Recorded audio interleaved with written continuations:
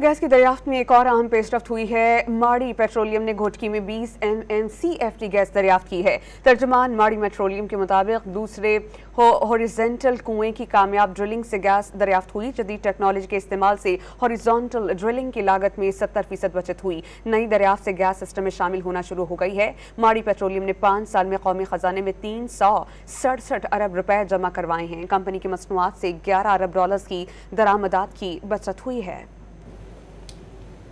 और गैस की दरियाफ्त में एक और अहम पेशरफ्त हुई है। माड़ी पेट्रोलियम ने घोटकी में 20 MMCFT गैस दरियाफ्त की है। तर्जुमान माड़ी पेट्रोलियम के मुताबिक दूसरे हॉरिजॉन्टल कुएं की कामयाब ड्रिलिंग से गैस दरियाफ्त हुई। जदीद टेक्नोलॉजी के इस्तेमाल से हॉरिजॉन्टल ड्रिलिंग की लागत में 70% बचत हुई। नई दरियाफ्त से गैस सिस्टम में शामिल होना शुरू हो गई है। माड़ी पेट्रोलियम ने 5 साल में कौमी खजाने में 367 अरब रुपए जमा करवाए हैं। कंपनी की मसनूआत से $11 अरब की दरामदात की बचत हुई है।